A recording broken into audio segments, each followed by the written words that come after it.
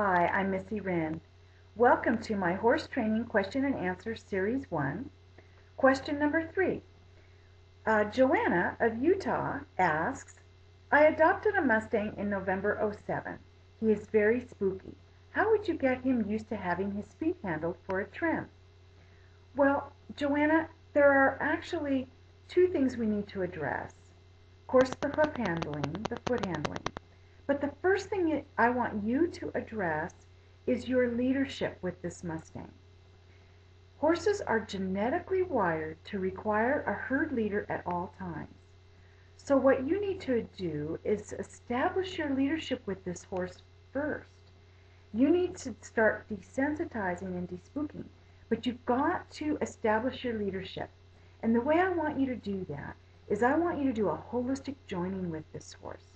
And you're going to learn holistic joining through my clinic highlights video. And you can watch that for free on my horsemareship.com website. There you can get free membership, the Let's Talk forum, join that, and then you'll get access to the members only portion of the website. Each month I rotate my videos on the members only portion of the site. And it's November 2008. So you can watch the clinic highlights, and that gives you the foundation of my holistic horsemanship program. Holistic horsemanship is training the whole horse for a safer ride. So go on horsemareship.com, join the Let's Talk forum, and you'll get access to that members only and watch about holistic joining. Joining with your horse will invoke your horse's natural instinct to recognize you as his herd leader. And that's very important to build that confidence and trust as a herd leader first. Then I want you to start desensitizing this spooky guy. And you need to do some desensitizing first before you start foot handling, because foot handling can be very dangerous. And I want you and that horse to be bonded and him to have more confidence in you first, okay? So check that out and do your holistic joining, and then the next thing I want you to do is some desensitizing, and then we'll get to the foot handling. So the first thing to do with desensitizing is I want you to stand at the shoulder of the horse at a 45-degree angle with the lead rope in your hand, and I want you to tip that horse's nose a little bit to you. The reason why I want you to do that is when a horse gets frightened or goes to kick out while you're desensitizing, you can pull that nose towards you, which automatically swings that hind end away from you, keeping you safer. Also, with the nose tipped a little bit, you can push that horse away. If the horses sometimes like to use their shoulder into you, so you can push that horse away from you, pulling that nose towards you, gets the bottom out. And also, with you standing at the shoulder, you've got the lead rope in your hand, and I want the lead rope to lay in your hand right here, okay? That way you've got an overhand grip.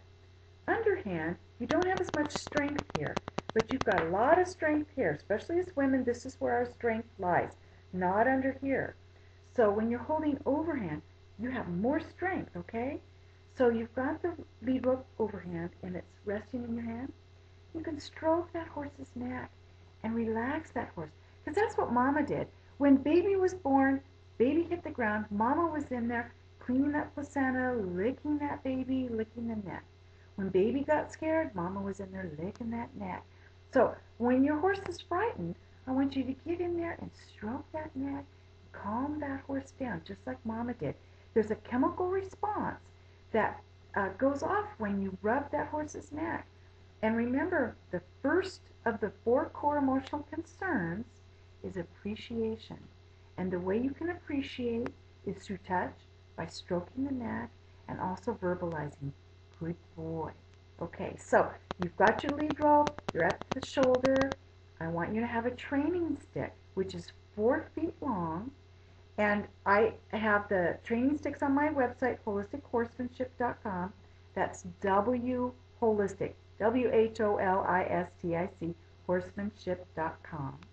It's a 4-foot training stick with a 6-foot string. Take the string off. You're going to use that later. But the stick is just an extension of your hand, and you're just going to love your horse with your stick. You're going to desensitize that horse to the stick. And eventually you're going to then desensitize those back feet in a safe manner with room to spare, with you at a safe distance with a 4-foot stick, okay? So you tip that nose, and I want you to start on the ground, rubbing those front feet, touch, retreat. If he gets frightened, touch, and then retreat. If you retreat at the time the horse moves away, then you've taught the horse that that's the right answer. So you don't want to do that. You want to keep touching them until they settle down, but never drive the horse to a meltdown. Never take it to a meltdown. The horse stops learning when we do that. So if the horse starts freaking out, that's all right. Bring that nose in, stroke that neck. Good boy, you're all right. Speak words of encouragement. Love them up with the stick. And I will say, stick's just going to love you. Stick's just going to love you. And then I'll do the shoulder, stroking and making that horse feel good. Because remember, being with you feels good. And horses are creatures of comfort. And they want to be where it's comfortable. And if it feels good and it's comfortable to be with you, then that's where they're going to be. So make it a good place to be. So you're stroking with the stick and rubbing. You're rubbing the bottom.